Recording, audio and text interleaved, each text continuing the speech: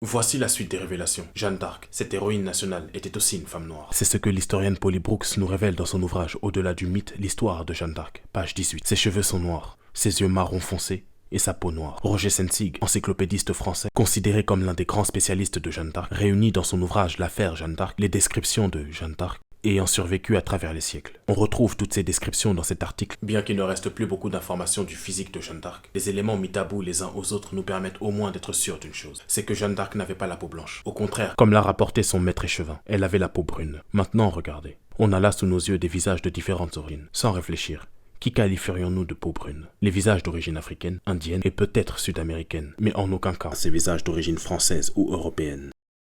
C'est l'évidence même, et ce qui est évident pour nous l'était aussi pour ceux qui ont vu Jeanne d'Arc. Passons à un autre personnage historique. Comme nous savons, Jeanne d'Arc a eu une triste fin. Elle a été brûlée vive par les Anglais. Mais celui qui l'a vendue aux Anglais, Philippe le Bon, présenté une fois encore sous ce physique mensonger, était en réalité un homme noir. Johan Huizinga nous l'apprend dans son ouvrage publié en 1948, dont nous retrouvons la transcription dans cet article.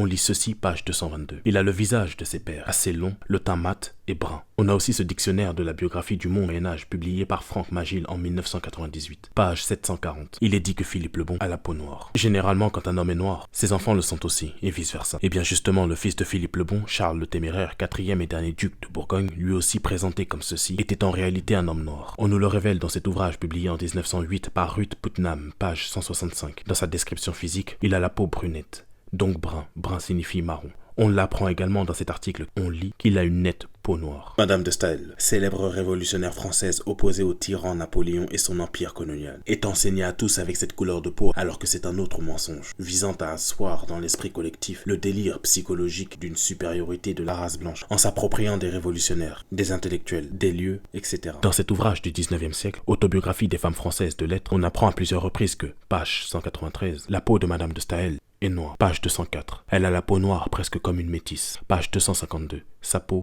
noire. Dans l'ouvrage Madame de Staël d'Amélie Holt, historienne allemande du 19e siècle, page 186, on nous dit que la peau de Madame de Staël était noire. Dans cet ouvrage d'Andrea Stuart, La Rose de Martinique, page 48, que Madame de Staël ou Germaine de Staël avait la peau noire, des lèvres pulpeuses et un nez proéminent. Voilà, c'est autant de falsifications et d'appropriations qu'on nous enseigne dans des camps d'endoctrinement, des camps de formatage, appelés écoles, lieux obligatoires jusqu'à 16 ans. Pourtant, de pareilles méthodes ne sont pas la preuve d'une mentalité supérieure, bien au contraire. Mais dans cette pathologie institutionnalisée, on fait en sorte d'effacer la réelle histoire des Noirs, de cacher que les Étrusques étaient des populations noires.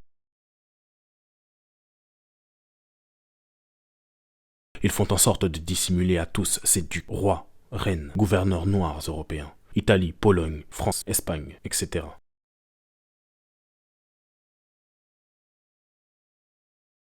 Des populations européennes noires, comme le disait Benjamin Franklin dans son ouvrage, noires comme les réels membres de la royauté britannique.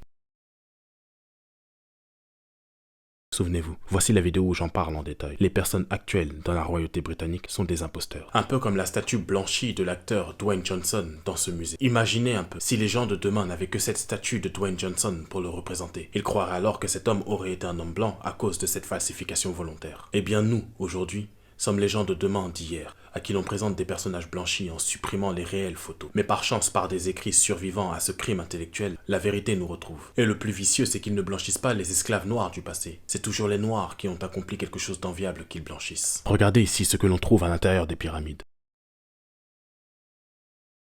Je sais, je vais me répéter, mais nous devons comprendre qu'il y a une histoire derrière l'histoire enseignée par les faux vainqueurs. Une histoire qu'on tente d'effacer par un blanchiment sournois. Car un peuple qui s'ignore devient une arme qu'utilise son tortionnaire contre lui-même. De même que nous ne pouvons pas laver notre nom dans la bouche de celui qui l'a sali, ne soyons pas surpris si nous ne trouvons rien de valorisant sur nous dans le narratif de celui qui nous a causé du mal. Alors informons-nous. Le savoir est la clé de l'étape où nous nous trouvons actuellement. La conscience doit être élevée pour restaurer ce qui n'est plus. S'il vous plaît, faisons cet effort collectif. Il n'y a que le passé qu'on ne peut pas changer. Et par ce global éveil des consciences où chacun d'entre nous a un rôle à jouer, on peut agir aujourd'hui pour changer demain. Voilà, c'est tout pour aujourd'hui. Je vous dis à bientôt pour de nouvelles révélations.